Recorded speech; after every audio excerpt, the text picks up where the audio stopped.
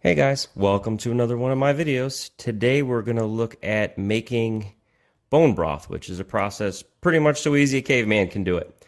So without a doubt, let's jump right into that. Go ahead and hit the like and subscribe if you can. It helps me continue on with these videos. Have a great day. Not sure if you know this or not, but there's actually another great website for videos that doesn't deal with a lot of the censorship that you deal with on YouTube. If you're interested, and as a favor to me, please go over to odyssey.com and subscribe to my channel there as well. You'll find the link in the description below. Thanks. Nobody's gonna stand in my way. Give it up, son, I'm doing this my way. So this is actually the easiest part, is the beginning boil. As you can see here, I about halfway filled up my pot. I didn't use an excessive amount of water because I only really had one bone from a spiraled ham that I'd had a few days previous. So since there wasn't going to be a lot of bones, which is the main source for your vitamins and minerals in this concoction, I didn't get excessive with the water. After that, you'll see I added a bag of vegetables. This is mixed vegetables from anytime I was cooking and had extras to things that were getting ready to go bad but weren't necessarily bad yet, as well as just things that I found around the house. They all go chopped up and thrown in the same bag, and then dump them in, peels and all, and let the vitamins and minerals cook out of them. The last thing I added to the pot was a frozen ball of water. The water had previously been used to make boiled broccoli, so that has some nutrients and stuff in existence, so can use that for a little bit extra boost. So for the next step, let's crank that bad boy up to medium high on the stovetop and let it come up to a pretty good boil initially. After that, we reduce it to somewhere around medium to medium low and let it continue to cook. I did mine for 48 hours. So once you've boiled the concoction for a decent amount of time, in this case it should be pretty evident when you start seeing the vegetables are breaking apart and the bone has mostly been cleaned off and is quite smooth and soft. Obviously this is going to be specific per what kind of broth you're making and to your own liking. But once you get there, at this point, we're going to strain all remaining larger pieces out of the pot. I tried numerous methods to do this. I'm sure there's probably a proper cooking method, but I ended up just using a slotted spoon to get most of the big pieces out, and after that, poured it through a fine mesh strainer with some cheesecloth on the top, get the last little bits, and then back in the pot it went for the addition of some peppers and salt to taste. So that went on for about another hour until I got a consistency and a taste that I liked, and it was ready for canning.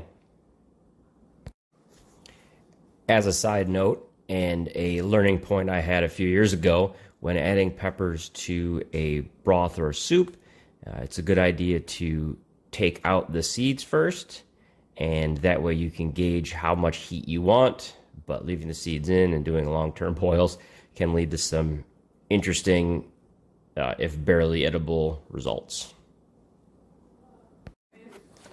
So the next step in the process is to go ahead and fill your canning jars. In this instance, I use quart jars, and make sure to wipe the rims dry and add your lid and screw on tops. So our next step is going to be a safety check.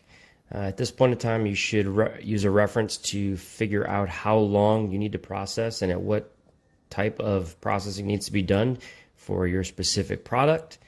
So in the case of my bone broth, I decided to check the National Center for Home Food Preservation, and they have a USDA publication on canning available on their website. I will drop the link in the description. But anyway, it told me that at my elevation, I needed to hot process those cans for 75 minutes. The next step is going to be very specific to what type of canner you're using and what kind of canning you're actually doing. In this case, I'll be doing pressure canning, so I am using a pressure cooker that also has the functionality of a pressure canner. It's called a NESCO and was recommended to me by the Survival Podcast. This is a spot where you also want to check some safety things. There's some very specific operating instructions for the NESCO, so I checked that and made sure that I did everything appropriately. There's probably not a whole lot of things you could do more dangerous than having a pressure canner explode, especially if you're in the general vicinity. One tip I will give you that I didn't pay much attention to was making sure there was the appropriate amount of water inside the pressure canner. I did a trial run and it was fine, and I didn't check it the second time, and while nothing bad happened, I would have been much more comfortable making sure that the right amount of water was in there for the second run through. So the final step in the process is once your pressure canner or whatever mechanism you're using is done its thing, you let the jars cool off for about 30 to 40 minutes. The NESCO actually has a countdown automatically for you. Once that's done, you pop the lid, pull the cans out, set them somewhere else to cool. As they're cooling, you hear the audible pop as the jar seals itself. And after they're done cooling down, they're good to be stocked into your cabinets. So just a couple additional thoughts at the end here. One thing that I did not do when I finished the boiling process was there is a technique to let the broth cool a little bit and to skim off the fat layer off the surface. I didn't think about doing that initially because I have a lot of fat in my diet and was trying to keep that amount up. However, that can lead to the cans of broth going rancid more quickly. So if you plan on keeping these for a longer amount of time, it's probably another step you want to take. Besides skimming the fat, the only other additional point that I think I probably will redo next time was the proportions for the ingredients. I think I'll probably let it sit until I have about 3/4 of bones to 1/4 of vegetables. I think that'll give me a little bit higher concentration of vitamins in the final product. But I generally just consume my broth as a side dish or something quick to drink just to keep my hands occupied. So isn't that big of a deal for me for my first trial run. Hope you all enjoy this. I actually was really excited to learn how to can, and I'm looking forward to doing more intricate processes in the future. Thanks for tuning in.